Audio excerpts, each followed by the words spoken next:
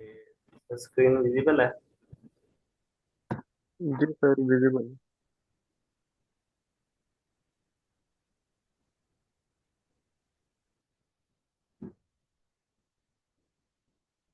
Thank you so much sir. तो आज हम अपना मशीन लर्निंग का लेक्चर नंबर 9 स्टार्ट करते हैं। कल हमने लॉजिस्टिक रेग्रेशन लेक्चर 8 में कवर किया था। उससे पहले हमने लीनियर रेग्रेशन भी कवर किया था।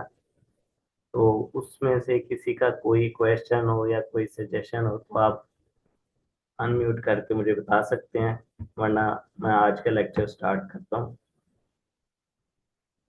आज हमारा जो हम एल्गोरिथम सुपरवाइज्ड लर्निंग के एल्गोरिथम्स पढ़ रहे हैं, आज उनमें ये थर्ड है, जो जो कि इम्पोर्टेंट भी है।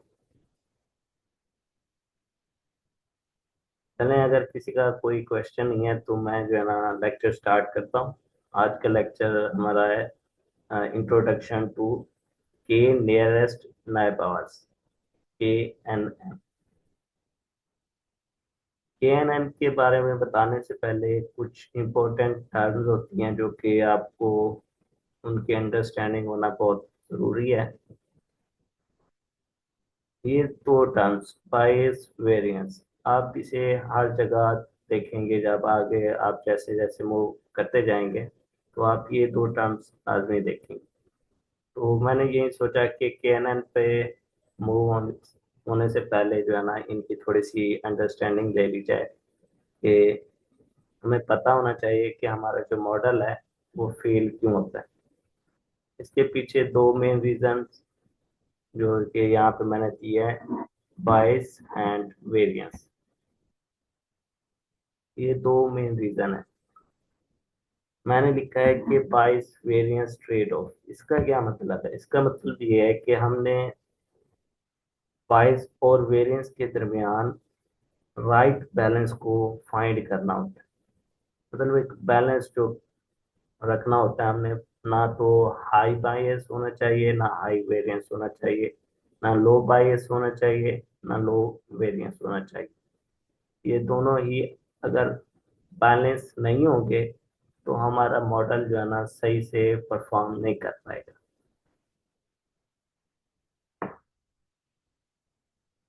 इस ट्रेड ऑफ का मतलब ये भी है कि प्रॉब्लम क्या आती है कि बायस और वेरिएंस प्रॉब्लम से क्या होता है कि बायस में या तो मॉडल बहुत ही सिंपल बन जाता है, इतना सिंपल कि उसे कुछ भी अननोन डाटा दिया जाए तो वो जल्दी से बता सकता है कि ये क्या चीज़ है। ठीक है।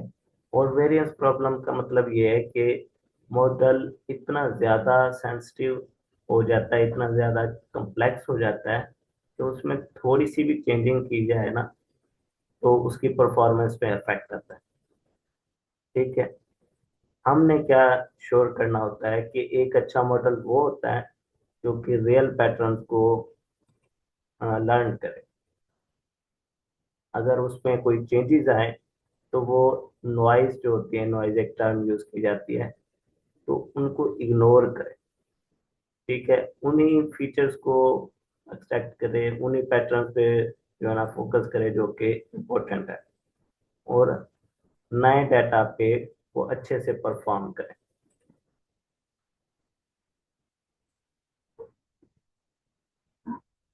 बायस का मतलब ये है कि ये डिफरेंस होता है एक्चुअल और प्रेडिक्टेड वैल्यूज में।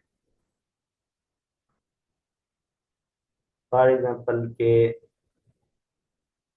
आपने देखा कि हमारा मॉडल जो है वो उसकी प्रेडिक्शन जो है, उसकी अजम्पशन जो है रॉन्ग आ रही है। ठीक है। और आप देखते हैं कि बायस जो है वो हाई है, और इसके as compare to bias variance की जो वैल्यू है वो लो है। तो जैसे मैंने पहले बताया कि इसका बैलेंस होना बहुत ज़रूरी होता है। बायस को एक तरह से एरर भी आप समझ सकते हैं कि हमारा जो मॉडल की अजम्पशन होती हैं, रॉन्ग अजम्पशन, उससे एरर जो आता है उसे बायस भी कहते हैं हम। आम अल्फाज में इसे यही कहते हैं कि एक्चुअल वैल्यू और प्रेडिक्टेड वैल्यू के दरमियान जो फर्क है वो बायस को शो करता है। अगर हाई बायस होगी तो मॉडल जो है वो टू सिंपल होगा। ठीक है, ये इम्पोर्टेंट पैटर्न्स को कैप्चर नहीं कर पाएगा बहुत ज्यादा सिंपल होने की वजह से। और ये ट्रेनिंग सेट और टेस्ट सेट डाटा सेट्स पे जो है ना पुअर रिजल्ट्स देगा। इससे क्या आप लोगों को भी समझ आया होगा, हमने एक कॉन्सेप्ट पढ़ा था ओवर फिटिंग और अंडर फिटिंग का। तो क्योंकि ये बायस जो होती है, जिसकी हाई बायस होती है, वो ट्रेनिंग सेट और टेस्ट सेट्स पे दोनों पे पुअर रिजल्ट्स दे रहा है। तो ये जो है ना कॉन्सेप्ट में आएगा अंडर फिटिंग की। फॉर एग्जाम्पल के एक लेजी स्टूडेंट है, ठीक है, जो कि सिर्फ हेडिंग्स ही पढ़ लेता है। तो उसका कोई टॉपिक है, वो सिर्फ हेडिंग्स को देख लेता है, उसमें एग्जाम्पल, उसमें कॉन्सेप्ट्स, उसमें कोई फार्मूलाज हैं, उन चीज़ों को नहीं देखता, या फिर वो डेफिनेशंस को ही रट्टा लगा लेता है। तो इस क्वेश्चन से ये इस स्टूडेंट से अगर हम कोई इजी से क्वेश्चन भी पूछेंगे ना, तो ये फेल हो जाएगा। ठीक है, क्योंकि इसने सिर्फ डेफिनेशंस का ही रट्टा लगा लिया है, कोई इजी टाइप क्वेश्चंस की भी इसने प्रैक्टिस नहीं की। इसी तरह हमारा मॉडल कर रहा होता है जिसकी बायस हाई होती है, वो बहुत ज़्यादा सिंपल हो जाता है। फॉर एग्जांपल के आप हाउस की प्राइस प्रिडिक्ट करना चाहते हैं, ठीक है, लेकिन आपके पास जो फीचर है वो हाउस का साइज है। आप मॉडल को ये नहीं बता रहे कि हाउस किस लोकेशन पे है, उसके कितने रूम्स हैं, वहाँ लोकेशन के हिसाब से कितनी प्राइस चल रही है, मार्केट का ट्रेंड क्या है। आप सिर्फ उसे बता रहे हैं कि साइज है, कांस्टेंट है, ठीक है, और वो साइज की बेस पे जो है ना प्राइस को प्रिडिक्ट करके बता रहे हैं। ठीक है, फर्ज करें कि एक साइज है 100 स्क्वायर फीट का हाउस है, तो उसकी प्राइस आपने 20,000 रख दी। इसी तरह बाकियों की चार पांच हाउसेज हैं जिनके जो कि 100 200 स्क्वायर फीट के हैं, मतलब आप सिर्फ साइज बता रहे हैं और कुछ उसे लेबल दिया हुआ है कि इस साइज के जो है ना इतनी प्राइस की होती हैं। तो ये बहुत ही सिंपल सा मॉडल बन जाता है। इजीली वो प्रिडिक्ट कर सकता है कि कोई भी मतलब साइज आप उसे देंगे हाउस का, तो वो बता सकेगा कि हाँ जी इस साइज की बेस पे इसकी इतनी प्राइस होनी चाहिए। क्योंकि आपने उसको ना लोकेशन का बताया, ना उसे नंबर ऑफ रूम्स का बताया, ना मार्केट ट्रेंड्स का बताया। ठीक है, तो इससे क्या होता है कि इम्पोर्टेंट फीचर्स जो है ना वो इग्नोर हो गए। ठीक है, और ये इतना सिंपल हो गया है कि इसकी प्रेडिक्शन हर जगह जो है ना पुअर आएगी, क्योंकि उसे पहले से ही पता हुआ अगर कि हाँ जी साइज है, सिर्फ इसी बेस पे मैंने प्रेडिक्ट करके बताना है कि हाँ जी इसकी इस हाउस की इतनी प्राइस होगी। हाई बायस कब होगा, इसके कुछ साइंस होते हैं कि जब आप फेस करें कि ट्रेनिंग एरर आ रहा हो, ठीक है, ट्रेनिंग टेस्ट पे आप परफॉर्मेंस चेक कर रहे हो, या फिर टेस्टिंग एरर आ रहा हो कि आप टेस्टिंग डेटा सेट पे अपने मॉडल को एवेलुएट कर रहे हैं कि कैसे परफॉर्म कर रहे हैं। अगर ये एरर हाई हो और मॉडल बहुत ही सिंपल हो, तो वहां पे ये बायस अक्कर हो रही होती है, हाई बायस। इसको रिड्यूस करने के कुछ तरीके होते हैं कि हमने जो इम्पोर्टेंट फीचर, जैसा कि मैंने एग्जांपल दी कि हाउस प्राइस हमने प्रिडिक्ट करनी है, ठीक है, उसमें हम सिर्फ उसे साइज ही दे रहे हैं मॉडल को। अगर हम उसमें और फीचर्स ऐड कर दें जो कि इम्पोर्टेंट है, जो कि हमारे मॉडल को बेहतर बना सकते हैं, थोड़ा सा उसे कॉम्प्लेक्स बना सकते हैं, उसकी डिसीजन मेकिंग जो है ना वो अच्छी कर सकते हैं, तो हम क्या करेंगे कि कुछ इंपॉर्टेंट फीचर्स और ऐड कर देंगे ताकि हमारा मॉडल थोड़ा सा कॉम्प्लेक्स हो जाए। और हम रेगुलराइजेशन, हमने एक कॉन्सेप्ट पढ़ा था, ठीक है, उसको हमने रिड्यूस कर देना। ये किस लिए कि हमने बायस को अगर हाई है तो उसे हमने रिड्यूस करना है, हमने उसे बैलेंस में रखना है। अब आते हैं वेरिएंस की तरफ। जैसे मैंने बताया कि वेरिएंस का मतलब यह है कि मॉडल इतना सेंसिटिव है कि उसे थोड़ी सी चेंजिंग उसके डाटा में आती है तो वो मतलब सही से परफॉर्म नहीं करता। लाइक वो ऐसे पैटर्न्स लर्न कर जाता है जो कि यूजलेस है, जिससे एक्यूरेसी पे इफेक्ट पड़ता है। फॉर एग्जांपल कि एक स्टूडेंट, पहले मैंने एग्जांपल बायस के लिए दी थी, लेजी स्टूडेंट की, लेकिन वेरिएंस के लिए एग्जांपल है कि एक स्टूडेंट जो कि ओवर प्रिपेयर्ड है, ठीक है, उसने हर सिंगल पास्ट पेपर जो है ना रट्टा लगा लिया है, उसे उसे आंसर जो है ना वो वर्ड बाय वर्ड याद है, ठीक है, लेकिन जब वो एग्जाम में जाता है तो क्या होता है कि थोड़ा सा अगर क्वेश्चन चेंज कर दिया जाए तो उसकी वो पैनिक हो जाता है, उसकी परफॉर्मेंस लो हो जाती है।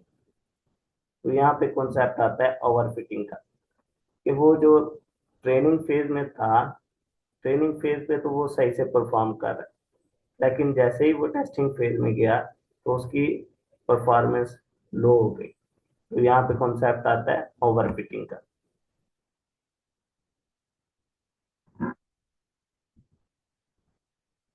आज का जो हमारा मेन लेक्चर था वो केनन के बारे में था। हम हमने आज स्टडी करना है इसको कि नियरेस्ट नाइबर, ये केनन एल्गोरिथम क्या होता है, हम इसे क्यों यूज करते हैं, इसकी कुछ प्रैक्टिकल इम्प्लीमेंटेशन वगैरह देखेंगे। पहले तो केएनएन का मतलब ये है कि ये एक सिंपल सा सुपरवाइज्ड मशीन लर्निंग एल्गोरिथम होता है, ठीक है, जो कि क्लासिफिकेशन प्रॉब्लम्स और रेग्रेशन दोनों के लिए ही वर्क करता है।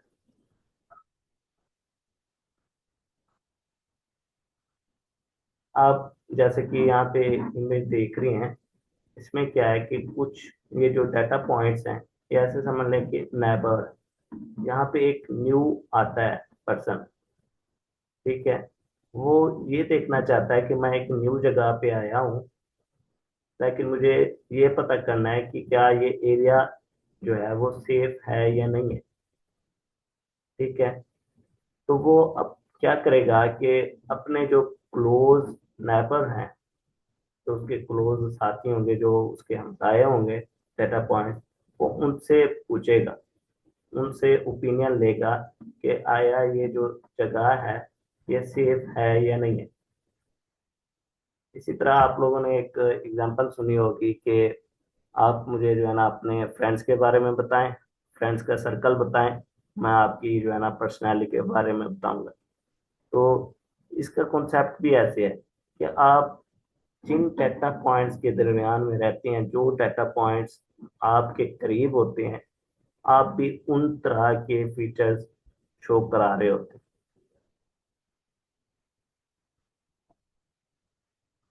यहाँ तक किसी का कोई क्वेश्चन या कोई अपना पॉइंट ऑफ व्यू ऐड करना चाहे कि इसकी और क्या एग्जांपल बन सकते हैं हमारी रियल लाइफ में, तो वो अनम्यूट करके बता सकता है।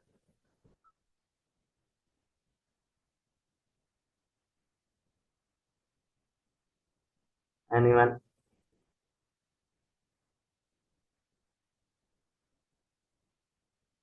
कोई रियल लाइफ एग्जांपल आप लोगों के माइंड में हो केएनएन की?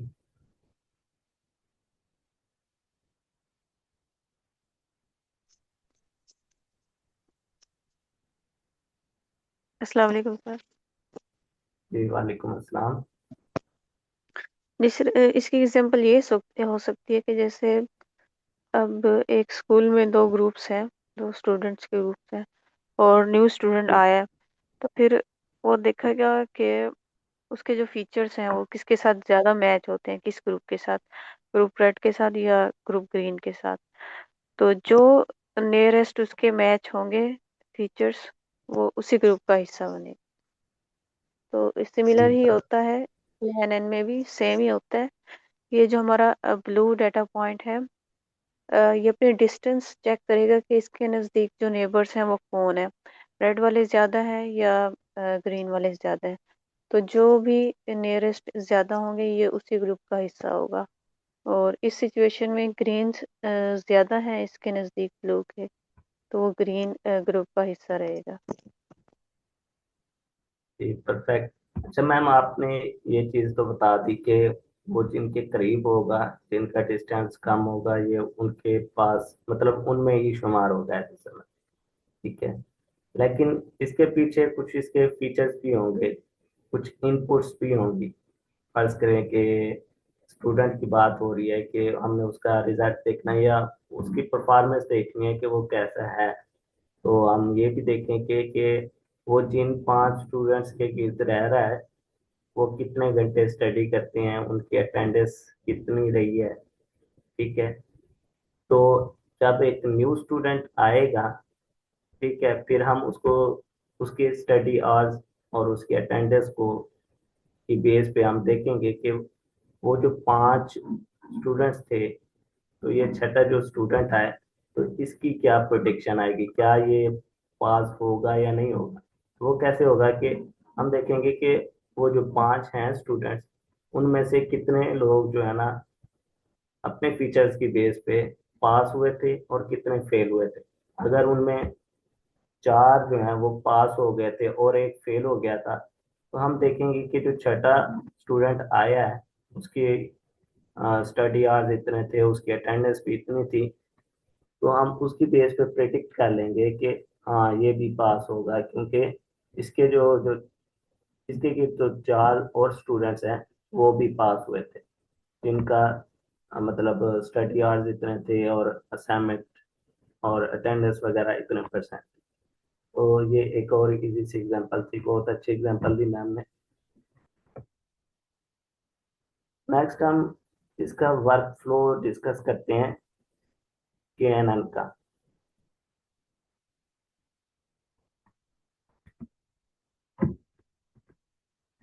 फर्स्ट जो है ना, हमने फर्ज करें जैसे हमने पीछे स्टूडेंट्स की बात की है कि बाकी जो स्टूडेंट्स हैं उनकी बेस पे एक नया स्टूडेंट आता है। यहाँ पे ये स्टेप होता है इनिशियलाइजेशन का, कि जो ऑलरेडी डाटा पॉइंट्स हैं वहाँ पे कोई एक नया गिवन डाटा पॉइंट है, हमने उसका चेक करना होता है। तो वो पहला स्टेप हो गया हमारा इनिशियलाइजेशन का। ठीक है। देन हमने क्लासेस जो है ना एग्जिस्टिंग, क्लास 1 होगी, क्लास 2 होगी, क्लास 3 होगी, फिर उनके दरमियान का डिस्टेंस देखना होता है। डिस्टेंस कैलकुलेट करने के बाद हमने के जिस नेबर के क्लोज होगा फिर उसको पिक करना होता है। देन अगर हम क्लासिफिकेशन की प्रॉब्लम सॉल्व कर रहे हैं तो वहां पे क्या होगा कि हमने मेजॉरिटी वोट देना है। ठीक है। मेरी आवाज तो क्लियर आ रही है, कोई इशू तो नहीं है?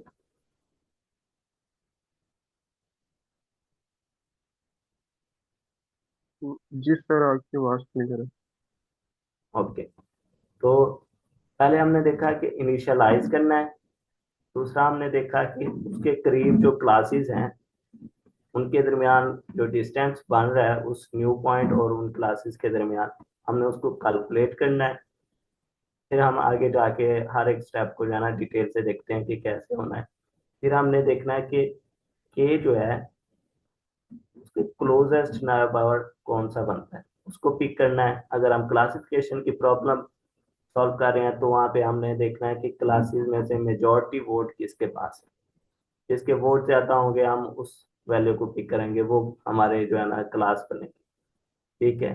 फिर लास्ट स्टेप पे वही मतलब प्रिडिक्शन में कि हमने कौन सी क्लास का ये जो पॉइंट बना है, ये पॉइंट किस क्लास में जाएगा, क्लास 1 में जाएगा, क्लास 2 में जाएगा या क्लास 3 में जाएगा।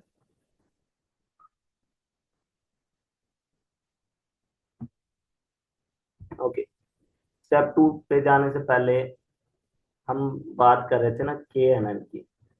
ठीक है। तो इसमें के जो है ये एक इम्पोर्टेंट चीज है। इसका क्या मतलब है, नंबर ऑफ नेबरहुड जिनको हमने कंसीडर करना होता है। यहाँ पे देखिए हमने के की वैल्यू 5 ली। हम अक्सर जो है ना के की वैल्यू ऑड लेते हैं। ठीक है, और ऐसी वैल्यू लेते हैं जो कि बैलेंस्ड करे इस चीज को, जो हमने पीछे बायस और वेरिएंस का कॉन्सेप्ट पढ़ा था, उन पे बैलेंस्ड हो रही हो। अगर के की वैल्यू बहुत ही लो है, फर्ज करें कि 1 है, ठीक है, तो ये सेंसिटिव हो जाएगा, वेरिएंस में चला जाएगा कि इसकी हाई वेरिएंस होगी। अगर इसकी वैल्यू बैलेंस है, मतलब 3 या 5 है या 7 है, तो ये एक बैलेंस है। ठीक है, इसमें वेरिएंस भी बैलेंस है, इससे बाइस भी बैलेंस है। अगर के की वैल्यू जो है ना लार्ज हम चूज करते हैं, ठीक है, ये स्मूथ तो वर्क करेगा, लेकिन जो रिजल्ट होंगे वो एक्यूरेट नहीं होंगे। ठीक है, इसमें क्या हो जाए कि इसमें बाइस जो है वो हाई हो जाएगी। हमने देखा है कि हमने ना बाइस को हाई करना है, ना हमने वेरिएंस को हाई करना है, हमने दोनों को बैलेंस करना है। तो इसलिए हमने के की वो वैल्यू चूज करनी है, वो बेस्ट वैल्यू चूज करनी है जो कि इस टाई को बनने से रोके, इन चीजों को हाई होने से रोके, इन चीजों को बैलेंस करे। ओके, तो सेकंड स्टेप हमने देखा कि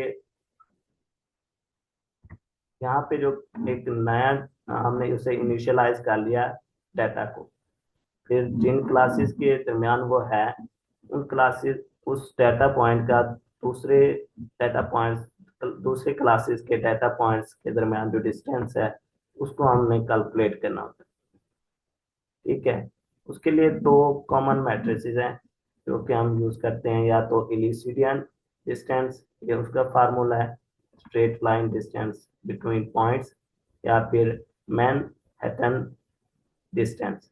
ये दो जो है ना कॉमन डिस्टेंस मैट्रिक्स हैं जो कि हम उन डाटा पॉइंट्स के दरमियान, यहाँ पे जैसे आप देख सकते हैं कि ये गिवन पॉइंट था, ये क्लास 1 थी, ये क्लास 2 थी, ये क्लास 3 थे, ये डाटा पॉइंट्स थे। फिर हमने इनका डिस्टेंस कैलकुलेट करना है।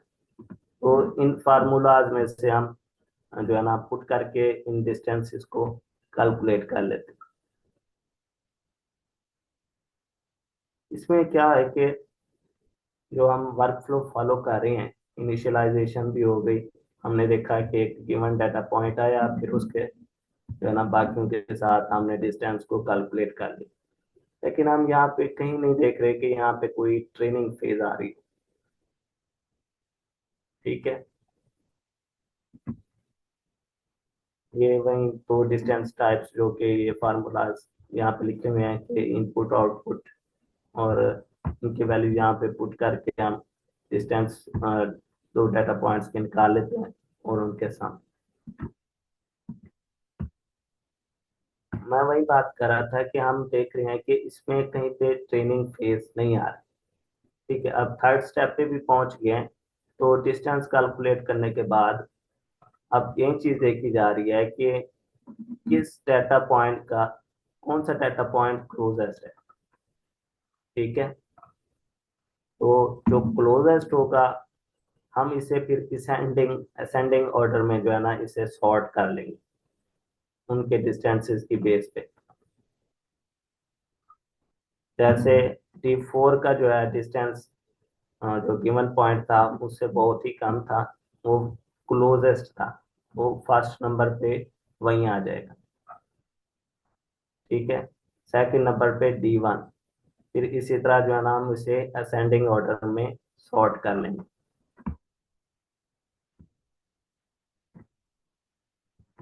नेक्स्ट होता है क्लासिफिकेशन। सॉर्टिंग के बाद क्लासिफिकेशन हमने किस बेस पे करनी है कि अगर क्लासिफिकेशन की प्रॉब्लम है तो ये देखें कि हमने देखना है कि जो क्लास 1 है, या क्लास 2 है, या क्लास 3 है, उसमें कितने जो वोट्स बन रहे। ठीक है, कि उस कैटेगरी में या उस ग्रुप में, ऐसे समय के जैसे स्टूडेंट्स की एग्जांपल ले रहे थे कि कितने स्टूडेंट्स आ रहे हैं। अगर 4 स्टूडेंट्स हमने देखे थे कि क्लास A में जो 4 स्टूडेंट है वो पास हो रहे हैं और एक स्टूडेंट जो है वो फेल हो रहा है, तो इसका मतलब यह है कि क्लास 1 जो है वो जीत गए। ठीक है, इसमें भी सेम ही है, जिस क्लास के वोट ज्यादा होंगे, तो जो अननाउन डाटा पॉइंट आएगा वो उस क्लास के पास चला जाएगा। यहाँ तक किसी का कोई क्वेश्चन हो या कोई और अपनी तरफ से कोई इनपुट ऐड करना चाहता हूँ, प्लीज एट तैमूर। ये सर KNN रियल लाइफ में हम किसी मॉडल में यूज़ कर रहे हैं, जिस तरह ये चैट GPT डीप सीक हो गए, क्योंकि इनमें जो डाटा पॉइंट्स हैं वो तो ये कह रहे हैं कि बिलियंस मिलियंस में होते हैं। तो अगर वो डिस्टेंस कैलकुलेट करने लगेगा सारे डाटा पॉइंट्स के लिए, तो वो तो उसकी रैम में फिट ही नहीं करेगा। फॉर एग्जांपल 64 GB मेमोरी है रैम में, तो अगर उसके पास बिलियंस ऑफ डाटा पॉइंट्स हैं और वो सबका डिस्टेंस कैलकुलेट कर रहे हैं हम लोग, तो वो फिर फिट नहीं करेगा। तो फिर KNNs तो हम रियल लाइफ में यूज़ ही नहीं कर सकेंगे। तो ये क्या यूज़ होते हैं या ऐसे ही बस पढ़ने के लिए ही हैं? सर, आपने बहुत ही अच्छा क्वेश्चन किया है कि जो KNN है वो कहाँ पे यूज हो रहे हैं और कहाँ पे।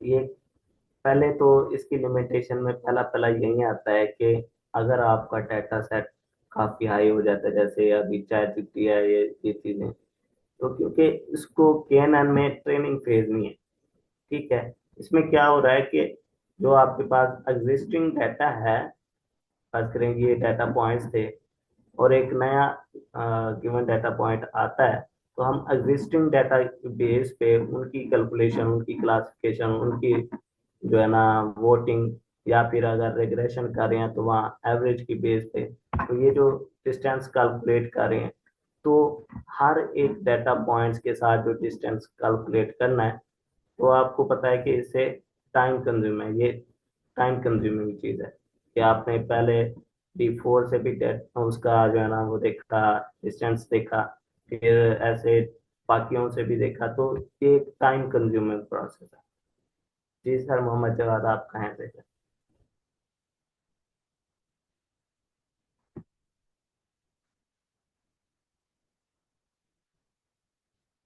सर आपका हैंड रेज है, मोहम्मद जवाद।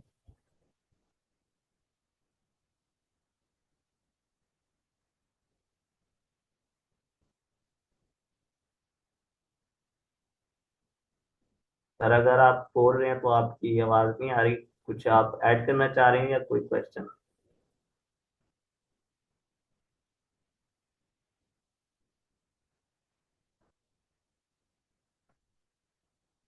जी जी सर।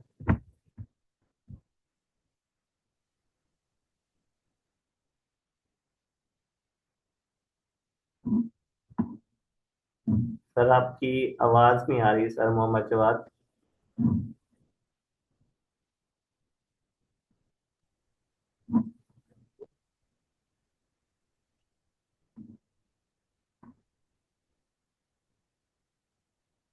सर आप अगर कुछ बोल रहे हैं तो हमें आवाज नहीं आ रही आपकी।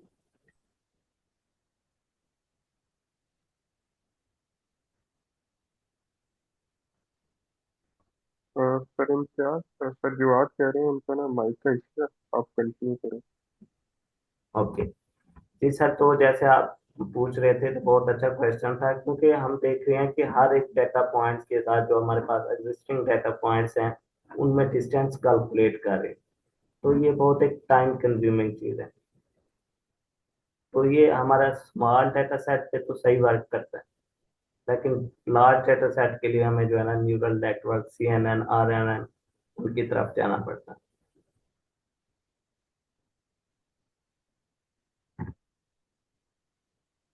यहाँ पे कोई और कुछ ऐड करना चाहे तो वो ऐड कर सकता है। तो मेरे तो माइंड में इतना एक था कि जो मैंने स्टडी किया है कि वो इसलिए हम लार्ज पे नहीं इम्प्लीमेंट कर रहे होते, इसलिए फेल हो जाता है क्योंकि इसकी कंप्यूटेशन प्रोसेस के लिए जो है ना ये टाइम कंज्यूमिंग है, और हर एक डिस्टेंस को कैलकुलेट करना ये एक हैक्टिक काम है।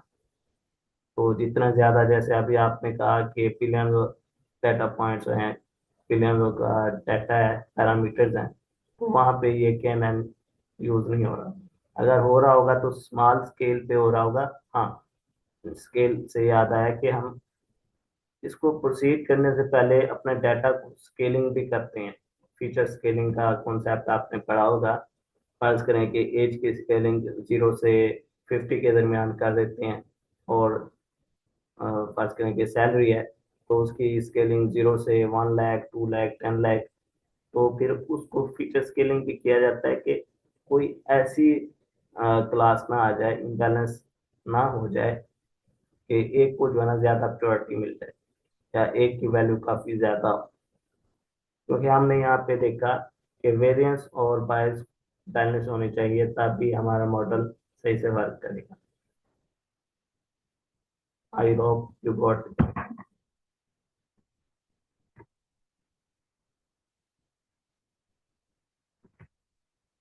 जी, तो जैसे मैंने के का बताया है कि हमने के की वो बेस्ट वैल्यू चूज करनी है जो कि इन चीजों को डील कर रही हो कि हमारा मॉडल ना ओवरफिट हो रहा हो ना अंडर फिटिंग में जा रहा हो। ठीक है, हमने उन चीजों को बैलेंस करना होता है। इसलिए मोस्टली जो यूज की जाती हैं की वैल्यूज वो ऑड की जाती हैं, या 3, 5, 7 इस तरह की, जो 5, 7 है इस तरह की। नेक्स्ट है कि हम पीछे तो हमने देखा क्लासिफिकेशन के लिए क्या है, लेकिन अब रिग्रेशन के लिए क्या होगा। इसमें ये स्टेप्स, कुछ स्टेप्स जो क्लासिफिकेशन में हो रहे थे कि इनिशियलाइजेशन हो गई, डिस्टेंस कैलकुलेशन हो गई, फिर हमने सॉर्टिंग की डिस्टेंस की बेस पे नाइबर्स की, फिर हमने ये भी सिलेक्ट किया कि कौन सा नाइबर और के की वैल्यू जो है ना टॉप कौन सी है उसको हमने सिलेक्ट किया। ठीक है, लेकिन इसमें फाइनल डिसीजन पे जो है ना कुछ चेंजेस होती है। इसमें जैसे क्लासिफिकेशन में वोटिंग हो रही थी ना, कि जिस क्लास की वोटिंग ज्यादा थी तो नया आने वाला जो स्टूडेंट है वो उस क्लास में चला जाएगा। ठीक है, रेग्रेशन में ये चीज नहीं है, वोटिंग नहीं होती इसमें। इसमें एवरेज कैलकुलेट किया जाता है। ये एक फार्मूला दिया गया है कि जो डेटा पॉइंट्स हैं उनका जो डिस्टेंस है उसके सम के, फिर हम के की वैल्यू से जो है ना, जो हमने टॉप के सिलेक्ट किया था उस सब का एवरेज निकाल के हम ये प्रॉब्लम सॉल्व कर रहे होते हैं। क्योंकि आपने देखा होगा कि रेग्रेशन में कॉन्टिन्यूअस वैल्यूज होती है, आउटपुट जो होती है वो कॉन्टिन्यूअस वैल्यू होती है। ठीक है, तो जैसे जैसे कॉन्टिन्यूअस वैल्यू होती है वो उनका सम होता जाता है और एवरेज कैलकुलेट होके अ, ये प्रेडिक्शन होती जाती है। फॉर एग्जाम्पल, ये जैसे हम हाउस रेंट प्रेडिक्ट कर रहे थे, हाउस की प्राइसेस, तो कॉन्टिन्यूअस वैल्यूज आ रही हैं कि जो नियरेस्ट हाउसेज हैं, डाटा पॉइंट जिन जिन हाउसेज के करीब जा रहा है, ठीक है, जो उसके क्लोजेस्ट हैं 5 नियरेस्ट हाउस, उसमें किसी की 20,000 है, 22,000 है, 21,000 है, या 40,000 है, या इस तरह की।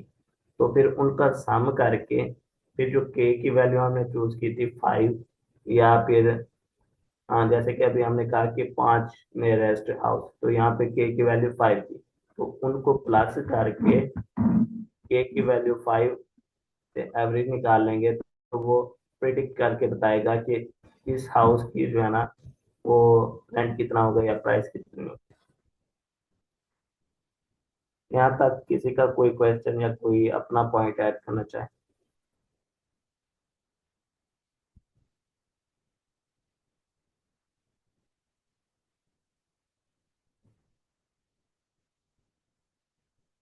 ओके, तो आगे हम कुछ इसके जो मेन एडवांटेजेस हैं उनकी बात करते हैं।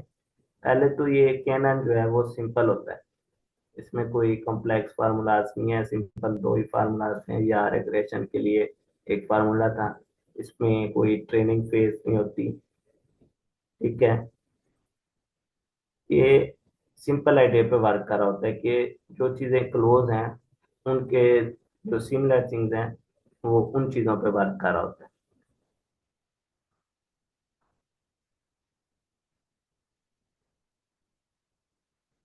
किसी का कोई क्वेश्चन या कोई यहाँ पे कुछ ऐड करना चाहे तो आप अनम्यूट करके इंटरप्ट कर सकते हैं, नो इशू। तो इसकी एग्जांपल में एक और भी मैंने एग्जांपल देखी थी कि आप एक रेस्टोरेंट चूज करना चाहते हैं।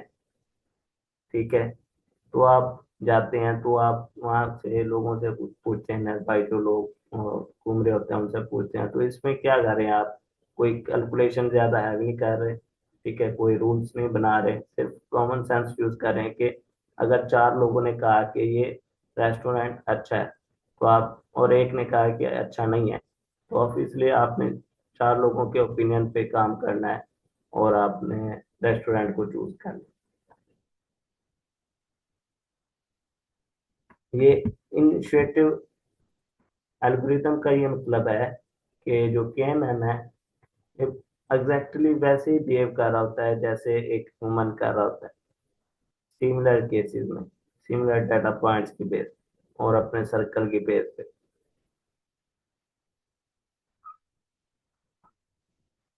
नेक्स्ट है कि मल्टी क्लास जो होते हैं प्रॉब्लम्स, उनको कैसे ये हैंडल करना है। तो ये क्या करता है, केएनएन जो है वो डाटा क्लासिफाई कर देता है, या तो उसकी दो क्लासेस बना देता है या फिर तीन क्लासेस या 10 क्लासेस, कोई भी नंबर आ जाता है, तो इसमें कोई मॉडिफिकेशन की जरूरत नहीं पड़ रही होती।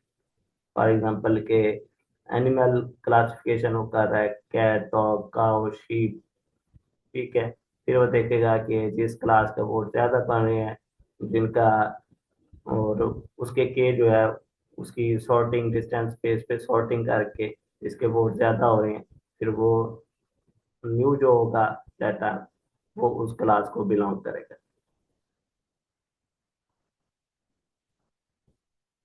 थर्ड वन है नो पैरामेट्रिक। इसका ये मतलब है कि जो हमारा डाटा है, जो मॉडल है, सॉरी, जो हमारा मॉडल है वो रॉन्ग अजम्पशन तो कर रहा है, ठीक है, लेकिन इसमें नॉन पैरामेट्रिक का मतलब ये है कि ये कोई भी अजम्पशन डाटा डिस्ट्रीब्यूशन पे नहीं करता, के बारे में नहीं करता। केएनएन जो है वो डाटा डिस्ट्रीब्यूशन के बारे में कोई भी अजम्पशन नहीं करता, ये लिनियरिटी को भी अज्यूम नहीं करता, ये नॉर्मल डिस्ट्रीब्यूशन को भी अज्यूम नहीं करता।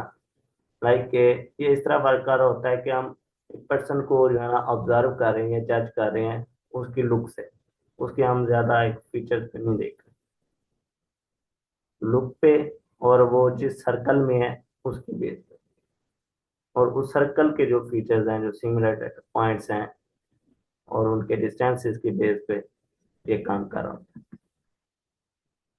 लास्ट पे है इसकी सम लिमिटेशन। पहले तो ये कि कंप्यूटेशनल एक्सपेंसिव के हर डाटा सेट, हर एक जो है डाटा पॉइंट के दरमियान डिस्टेंस को कैलकुलेट करने के लिए जो है ज्यादा पावर और प्रोसेसिंग की जरूरत होती है, ठीक है, तो ये लार्ज डाटा सेट पे स्लो वर्क करता है। इसी तरह इररेलेवेंट फीचर्स के ये इंपॉर्टेंट और अनइम्पोर्टेंट फीचर्स एट्रीब्यूट के दरमियान फर्क नहीं कर पाता कहीं कहीं पे, ठीक है। और मेमोरी इंटेंसिव के, क्योंकि इसमें ट्रेनिंग फेज नहीं होती, एग्जिस्टिंग डाटा ही होता है, तो उसको स्टोर करने के लिए भी तो कुछ उसे जो है ना स्टोरेज की जरूरत होती है, तो ये मेमोरी इंटेंसिव है, ये भी इसकी लिमिटेशन है। यहाँ तक किसी का कोई क्वेश्चन हो तो पूछ लें, वरना आज के लेक्चर हम यहाँ पे एंड करते हैं। आज हमने ये चीज देखी कि बायस और वेरिएंस क्या होता है, उसको हमने बैलेंस करना है। फिर हमने केएनएन का इंट्रोडक्शन देखा, फिर उसका वर्क फ्लो कैसे वर्क करता है, 5 एक स्टेप्स देखे उसके, देन उसकी मेन एडवांटेजेस जो है वो चेक की। फिर हमने केएनएन फॉर रिग्रेशन देखा कि क्लासिफिकेशन में कैसे वर्क कर रहा था, कौन से फार्मूलाज थे, और इसमें रेग्रेशन में क्या चीज हो रही थी कि रेग्रेशन में एवरेज कैलकुलेट हो रही थी और क्लासिफिकेशन में वोटिंग की बेस पे डिसीजन हो रहे थे।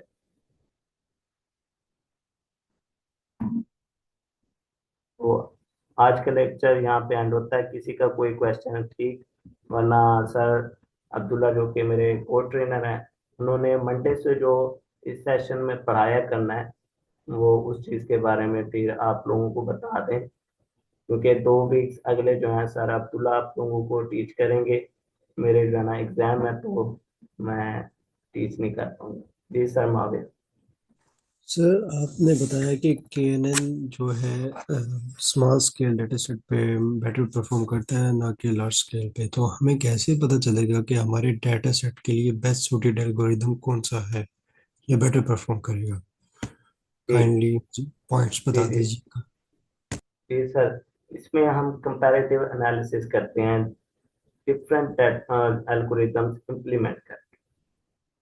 ठीक है, कल ये हमने बात डिस्कस भी की थी सर, एक उस्मान थे, उन्होंने ये बात रेज की थी कि जब हम अपना मॉडल ट्रेन कर रहे होते हैं कि हम उसकी एक्यूरेसी चेक करते हैं डिफरेंट एल्गोरिदम इम्प्लीमेंट करके। जैसे कल मैंने लॉजिस्टिक रेग्रेशन का इम्प्लीमेंटेशन की थी, तो जो मैंने ट्रेन किया था जिस डाटा सेट पे, लॉजिस्टिक रेग्रेशन पे उसकी आ रही थी कोई 70% एक्यूरेसी।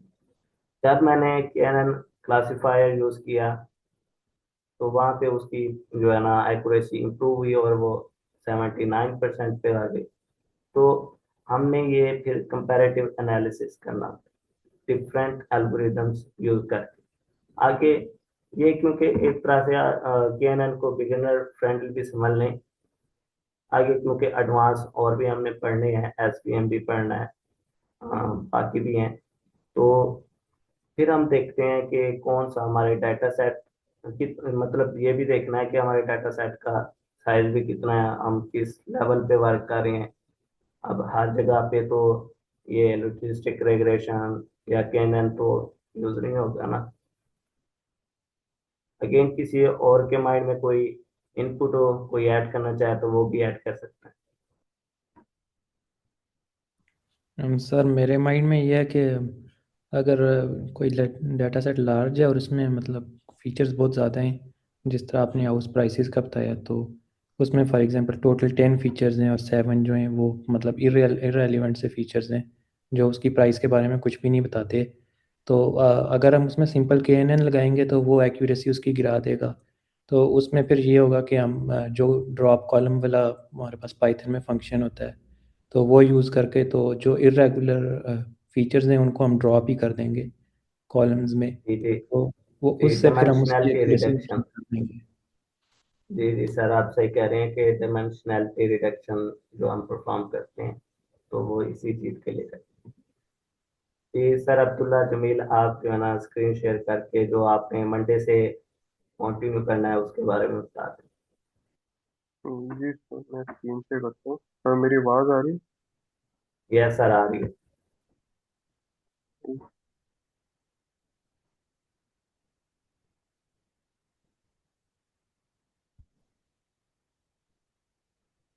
कंफर्म कीजिएगा मेरी स्क्रीन विजिबल।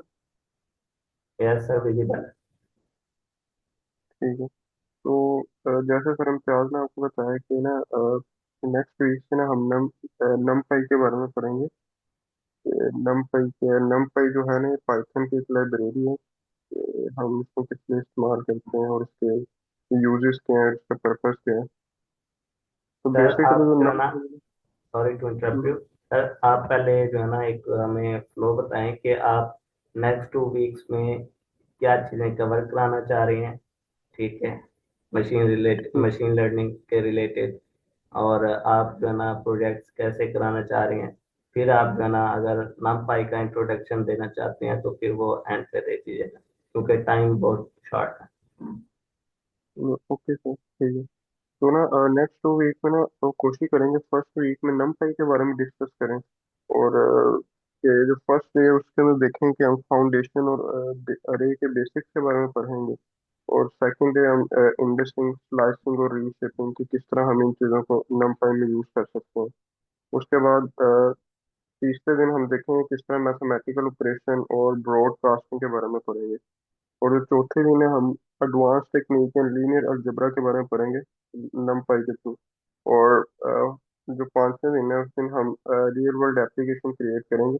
कि पहले बेसिक्स और चीज़ों के बारे में पढ़ने के बाद नमपाई की उसका हम कोशिश करेंगे आखिर में हम कोई एक रियल वर्ल्ड एप्लीकेशन बनाएं जिसमें पता चले कि नमपाई के यूज केसेस क्या हैं और हम इससे किस तरह फायदा उठा सकते हैं।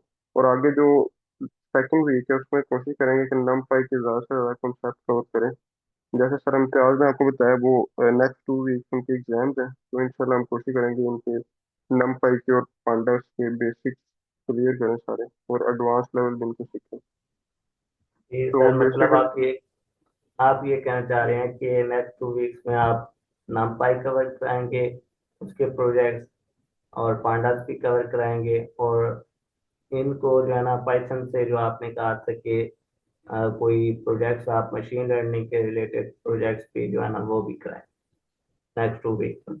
देन फिर जब मेरे मतलब 17 जनवरी से एग्जाम खत्म हो गए, फिर हम जैसे ये एल्गोरिदम्स पढ़ रहे थे, तो ऐसे ही हम एडवांस लेवल पे हर एक एल्गोरिदम को टच करेंगे, और फिर हम प्रोजेक्ट्स की तरफ आगे।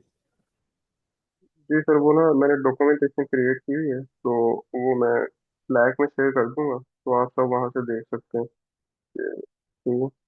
तो बेसिकली जो नमपाई के जो है ना कॉन्सेप्ट वगैरह, ये पढ़ेंगे आगे फर्स्ट नेक्स्ट वीक में, उसके बाद फिर पांडास के बारे में डिस्कस करेंगे। तो यहाँ पे इनके बारे में लिखा हुआ है, अगर टाइम है तो मैं थोड़ा थोड़ा बता देता हूँ, तो सर इम्तियाज। ये सारा भी हमारे पास 10 मिनट है, आप बता सकते ठीक है। अच्छा, तो ना आपको आइडिया है कि जब हम बेसिक पाइथन पढ़ी उसके अंदर हम लिस्ट के बारे में पढ़ते थे, लेकिन हमने अकेले पाइथन में हमने कभी अरे का नेम नहीं सुना। तो हम नम पाई के जरिए ना अरे को यूज कर सकते हैं। जैसे हम डिफरेंट तरह की डायमेंशन में ना अरे क्रिएट कर सकते हैं, लाइक 1D अरे बना सकते हैं, 2D अरे और 3D अरे, और उनके ऊपर डिफरेंट तरह के ऑपरेशन परफॉर्म करवा सकते हैं। जैसे 1 डायमेंशनल का तो आपको पता है कि जो सीधा एक लीनियर में होती है, उसके अलावा ये 2 डायमेंशनल की शेप बनी हुई है, और ये 3 डायमेंशनल की। तो उसके बाद अब हम उसके बाद देखें कि हम किस तरह एलिमेंट को सेट कर सकते हैं, उनके अंदर चेंजेस करवा सकते हैं। अरे अरे अरे में जो जिस भी तरह के एलिमेंट्स होते हैं उनको हम किस तरह असेस कर सकते हैं, और उनके कोई भी चेंज अगर हमें करवाना है तो कैसे करवा सकते हैं। तो जो सबसे पहले वो तो इंडिसिंग है कि हम इंडिसिंग के थ्रू अरे के किसी भी एलिमेंट को सेट कर सकते हैं। और जो सेकंड है कि हम स्लाइसिंग के थ्रू किस तरह किसी भी रोज और कॉलम की पोजीशन को मालूम कर सकते हैं।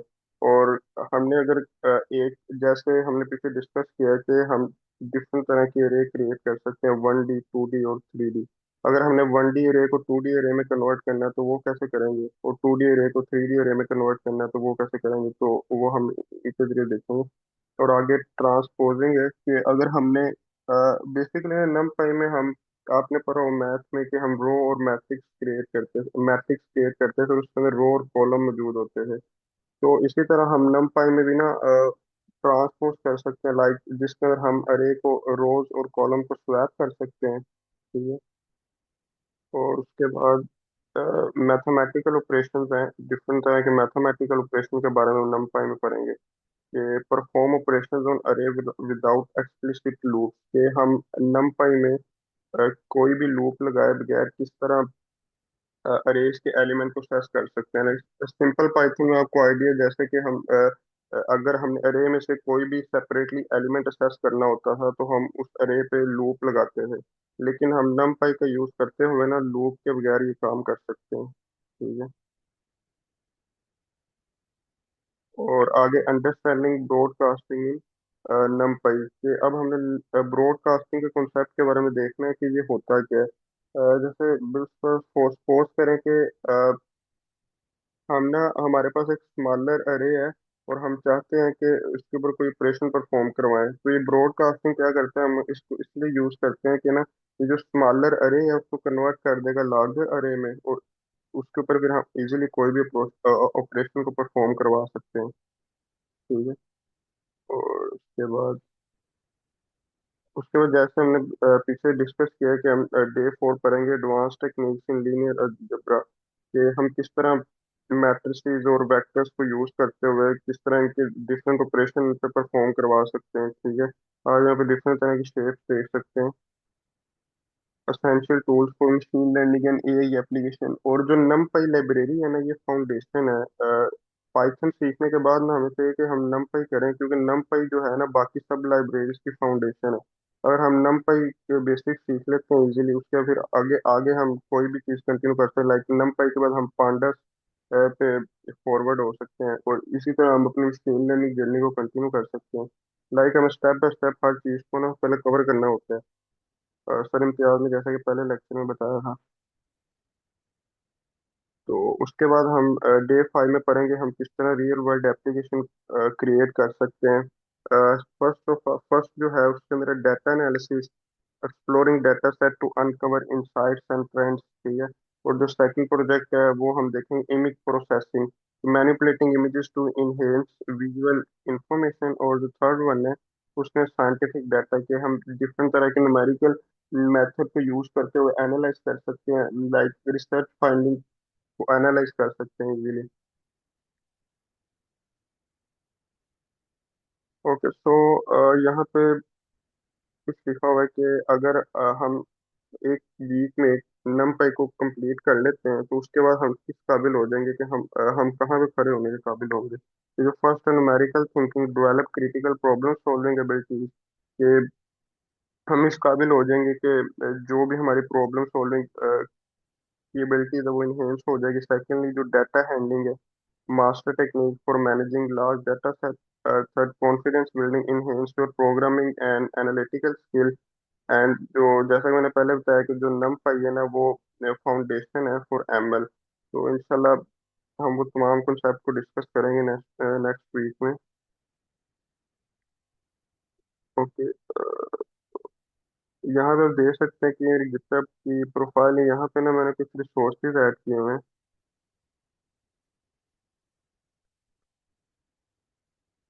सर इम्तियाज मेरी स्क्रीन विजिबल है?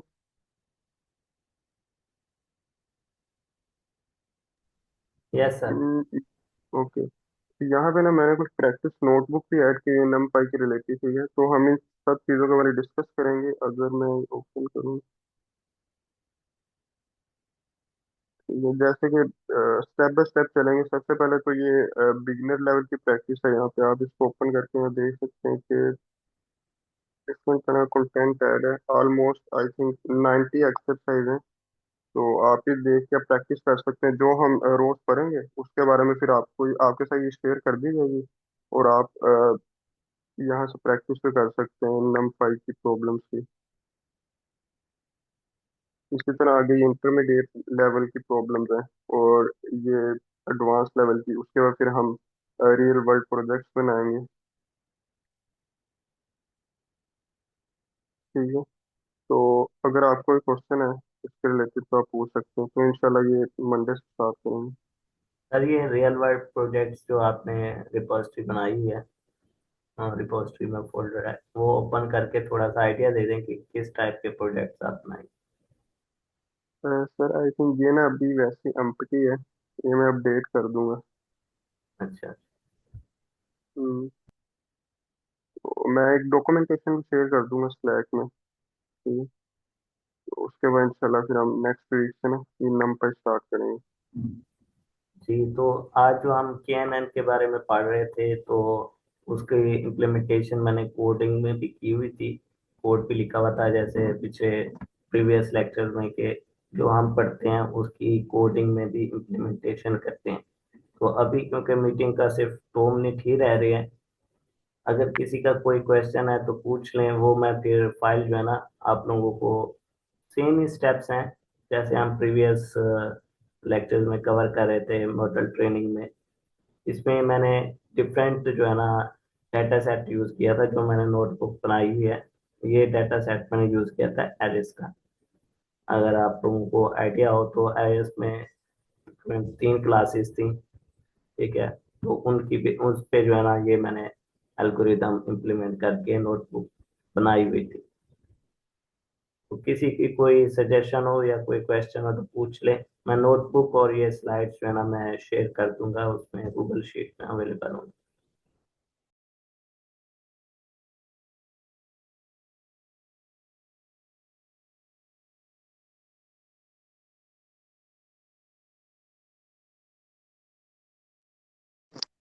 जी सर, मेरी एक सजेशन है कि हम हर वीक एक कोई मिनी प्रोजेक्ट किया करें। जी मैम, आप कह रही हैं कि जैसे आज वैसे मेरा यही आइडिया था कि मैंने एक प्रोजेक्ट बनाया हुआ था रेनफॉल प्रिडिक्शन का। वो मैंने एक वेब बेस्ड प्रोजेक्ट बनाया था। पहले मतलब एक मैंने मशीन लर्निंग मॉडल ट्रेन किया, फिर जो है ना फिर मैंने उसे वेब पे भी डिप्लॉय किया, एक अच्छा यूजर इंटरफेस भी बनाया। मैंने यही सोचा हुआ था कि आज के दिन जो है ना मैं वो प्रेजेंट करूंगा। तो फिर टाइम की वजह से यहाँ पे शो नहीं करा पाया, वरना मैं अभी शो करा देता। ये सर अगर हम KNN की फाइल बनाए, उससे बेहतर है उसका नेम हम कोई प्रोजेक्ट का नेम ही रख दें, तो वो भी हम शो कर सकते हैं कि हमारा एक प्रोजेक्ट है, ना कि हमारी कोई फाइल है। मैम ये बेसिकली जो हम पढ़ रहे हैं ना थ्योरी में, वो इम्प्लीमेंट करना भी जरूरी होता है। वो भी मैंने बनाए हुए तो एक्स्ट्रा, जैसे कि मैंने हेडिंग में भी लिखा था कि विद प्रोजेक्ट। तो लास्ट फ्राइडे मतलब सर उस्मान ने अपना प्रोजेक्ट दिखाया था। मैंने एक ईमेल डिटेक्शन वाला, स्पैम नॉट स्पैम वाला, वो भी दिखाया था। लेकिन ये थोड़ा उससे एडवांस लेवल पे मैंने बनाया था, और ये वेब बेस्ड एप्लीकेशन मैंने बना ली थी। तो इस फ्राइडे जो है ना मेरा यही माइंड था कि वो आप लोगों से शेयर कर दूँ। तो मैं उसका कोड जो है ना आज शेयर कर दूंगा, वो भी आप लोग देख लीजिएगा। ओके सर सर, वैसे थैंक यू। हमारे पास टाइम और ये जो टाइम कितना है, वरना डाटा सेट भी अपलोड कीजिएगा। जी जी डाटा सेट भी है पड़ा मेरे पास, कोड फाइल्स भी हैं पड़ी। तो आपने बस उसे VS कोड में ओपन करके, क्योंकि मॉडल भी ट्रेन है, सारी चीज़ें VS कोड में आपने बस स्ट्रीमलेट की जो है ना आपने कमांड रन करनी है, और वो ओपन हो जाए। बहुत अच्छा सा इंटरफेस बनाया था मैंने।